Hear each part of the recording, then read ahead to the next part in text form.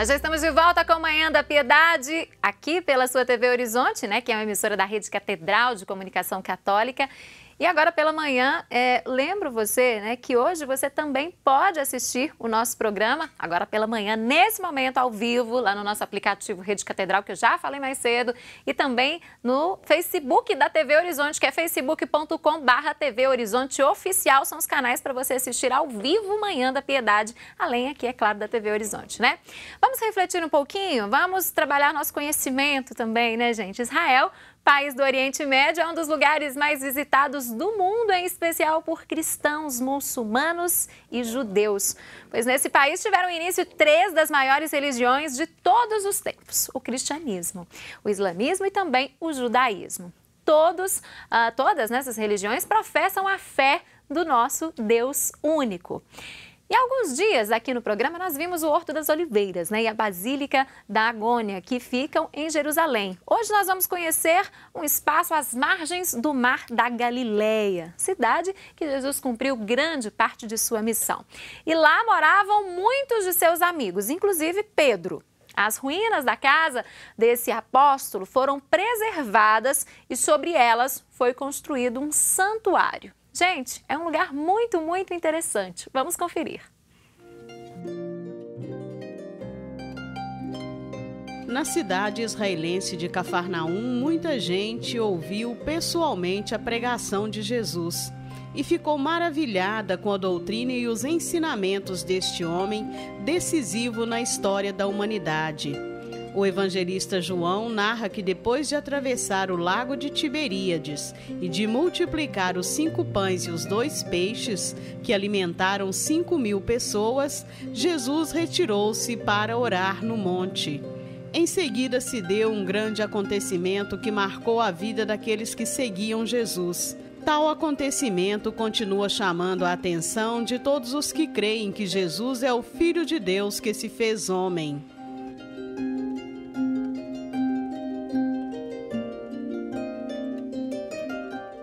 Chegada a tarde, os discípulos de Jesus desceram à margem do lago. Subindo a uma barca, atravessaram o lago rumo a Cafarnaum. Era já escuro e Jesus ainda não se tinha reunido a eles. O mar se agitava porque soprava um vento forte. Tendo eles remado uns 25 ou 30 estádios, viram Jesus que se aproximava da barca, andando sobre as águas, e ficaram atemorizados. Mas Jesus disse a eles: "Sou eu, não tenham medo." Quiseram recebê-lo na barca, mas pouco depois a barca chegou ao seu destino. É possível que Cafarnaum tenha sido fundada após os israelitas voltarem do cativeiro babilônico. Se isto estiver correto, então fica explicado o porquê de Cafarnaum não ser citada no Antigo Testamento. No Novo Testamento é especialmente citada em conexão com o ministério de Jesus. A posição privilegiada de Cafarnaum ao longo da costa norte do Mar de Tiberíades, rica em peixes, sua proximidade com as fontes de água de primavera em Tábiga e também por fazer parte da rota comercial via mares, permitiram que seus habitantes se dedicassem à pesca e à agricultura, beneficiando-se do tráfego comercial. Por ela iam e vinham comerciantes e outros trabalhadores de diferentes lugares e costumes, que traziam e levavam informações e experiências de vida. Isso contribuiu para que as palavras de Jesus e o anúncio do Evangelho chegassem a terras mais distantes. Seu nome muito provavelmente significa aldeia de Naum, uma variante grega do hebraico Kefar Nahum. Como Naum significa compassivo, Cafarnaum também pode significar vila de compaixão. E de fato, os evangelistas narram diversos episódios em que Jesus acolhe a todos, mostrando-se atencioso e compassivo. E deixa claro que as curas e milagres que ali realizou têm a ver com a fé de quem o busca. Entrou Jesus em Cafarnaum. Um centurião veio a ele e lhe fez esta súplica: Senhor, meu servo está em casa, de cama, paralítico, e sofre muito. Disse-lhe Jesus: Eu irei e o curarei. Respondeu o centurião: Senhor, eu não sou digno de que entreis em minha casa. Dizei uma só palavra e meu servo será curado. Pois eu também sou um subordinado e tenho soldados às minhas ordens. Eu digo a um: vai, e ele vai, e a outro: vem, e ele vem. E digo ao meu servo: faze isto, e ele faz. Ouvindo isso, cheio de admiração, Jesus disse aos presentes: Em verdade vos digo, não encontrei semelhante fé em ninguém de Israel. Depois, dirigindo-se ao centurião, disse: Vai, seja-te feito conforme a tua fé. Na mesma hora, o servo ficou curado. Escavações trouxeram à luz os períodos de ocupação registrados por fontes literárias. A sinagoga e a casa de Pedro se encaixam nas descrições de peregrinos do início do cristianismo. No primeiro século da era cristã, uma comunidade judaico-cristã costumava reunir-se em Cafarnaum e estabeleceu a casa de Pedro como local de reuniões e cultos domésticos. Durante o reinado do imperador Constantino, os fiéis puderam erguer um edifício maior que servia tanto para o culto quanto para acomodar os peregrinos vindos de longe. No período bizantino, tanto a sinagoga como uma igreja octogonal foram reconstruídas em estilo elegante e monumental, indicando o bem-estar econômico e social dos habitantes, bem como o interesse demonstrado pelas comunidades cristã e judaica do país.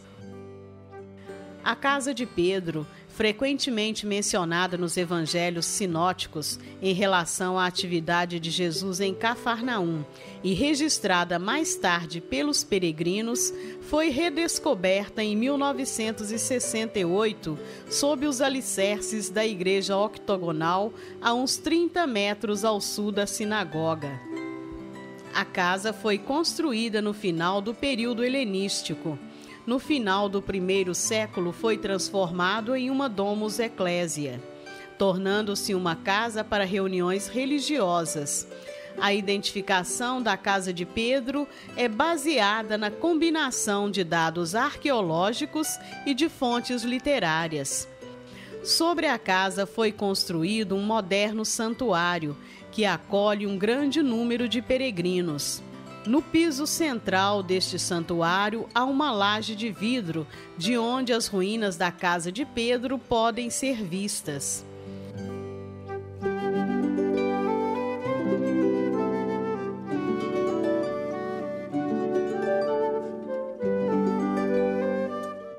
Dirigiram-se para Cafarnaum, e já no dia de sábado, Jesus entrou na sinagoga e pôs-se a ensinar. Maravilhavam-se da sua doutrina, porque os ensinava como quem tem autoridade, e não como os escribas. A chamada Sinagoga Branca em Cafarnaum foi o primeiro edifício no qual os arqueólogos se concentraram. Foi trazido à luz a partir das primeiras escavações, em 1905, seguidas pelas do padre Gaudêncio Orfali, em 1921. Em 1969, os franciscanos Virgílio Corbo e Estanislau Lofreda empreenderam investigações nessa sinagoga. Tais investigações foram realizadas num período de 13 anos e envolveram 23 trincheiras abertas dentro e fora das ruínas. Os resultados levaram a uma revisão na data de construção da sinagoga, que agora é atribuída ao século V e não ao segundo ou terceiro, como havia sido proposto após as escavações anteriores.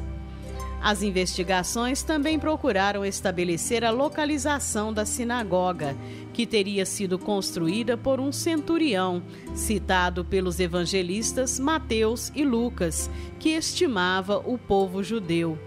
Esta sinagoga era frequentada por Jesus.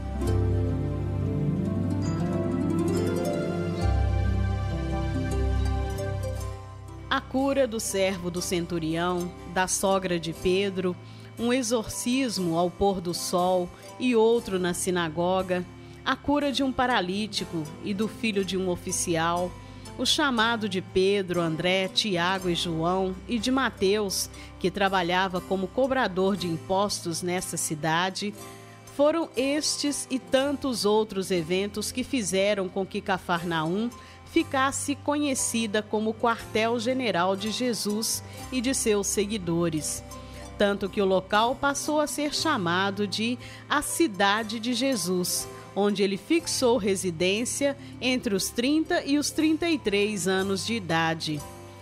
Também em Cafarnaum, Jesus pronunciou muitos de seus mais importantes discursos. Um exemplo é o em que ele afirma: "Eu sou o pão da vida. Quem vem a mim não terá fome, e quem crê em mim nunca mais terá sede."